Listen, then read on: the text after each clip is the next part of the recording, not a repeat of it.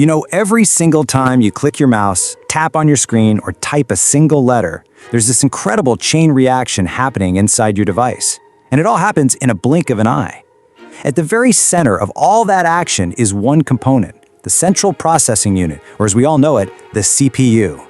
Today, we're going to crack it open and really get into how the brain of your computer actually thinks.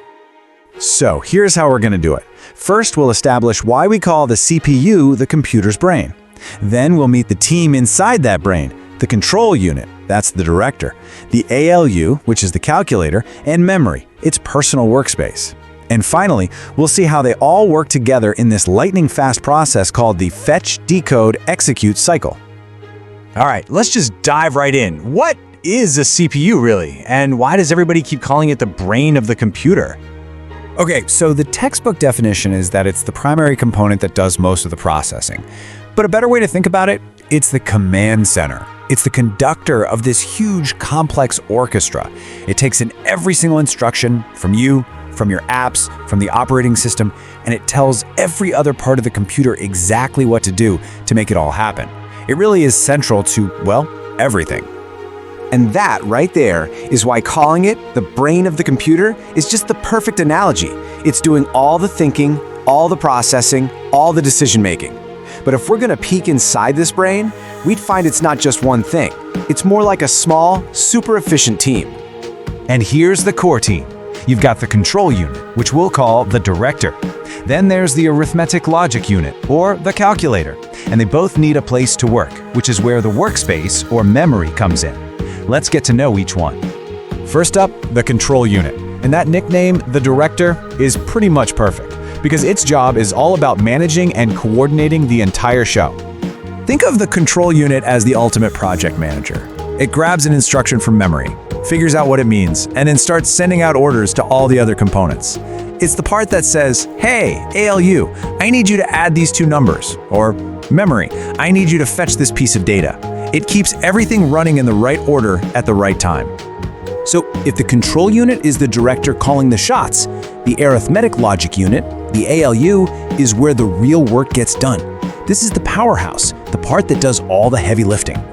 The ALU is basically a ridiculously fast calculator. It really has two main jobs. First, as the name suggests, it handles all the arithmetic, adding, subtracting, multiplying, all that good stuff. But second, and this is just as important, it performs logic operations. It's constantly making comparisons. Is this number bigger than that one? Is this statement true or false? Every single calculation and every decision your computer makes, no matter how complex, happens right here. Okay, so our director is directing and our calculator is calculating, but what do they need? They need a desk, right? A temporary workspace to put all the papers and data they're working with at that very moment? Well, that's exactly what memory is for. Now, this is a really important distinction to make. The CPU's immediate workspace is what we call primary memory, or RAM. It is incredibly fast, which is perfect for data the CPU needs access to right now. The catch? It's volatile. Turn the power off and poof, everything in RAM is gone. This is totally different from your permanent storage like a hard drive or an SSD. That's where your files live long-term, but it's much slower. For the actual second-to-second work, the CPU relies completely on that lightning-fast RAM. So, we've met the director, the calculator, and the workspace. Now for the really cool part.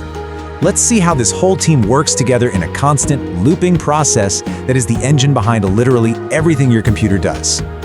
This brings us to the fetch-decode-execute cycle. You can think of this as the heartbeat of the CPU. Every single thing you do on a computer, from moving your mouse an inch to rendering a complex video, is just this simple three-step loop, repeating over and over at an unbelievable pace. And here's how it goes down. Step 1, fetch. The control unit reaches into the workspace, RAM, and grabs the very next instruction on its to-do list. Step 2, decode.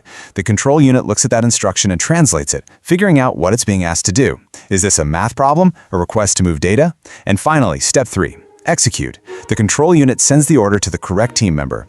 If it's math, it goes to the ALU. If it's a data task, it might go back to memory. And then, as soon as it's done, the cycle starts all over again. Fetch, decode, execute. And here's the part that's just, well, it's mind-blowing.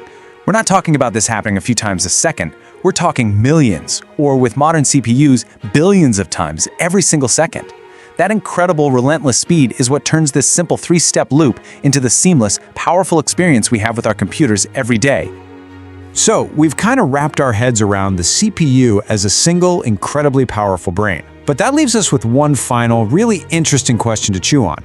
If one CPU is a brain, what happens when our devices have 2 or 4 or even 8 of them working together at the same time?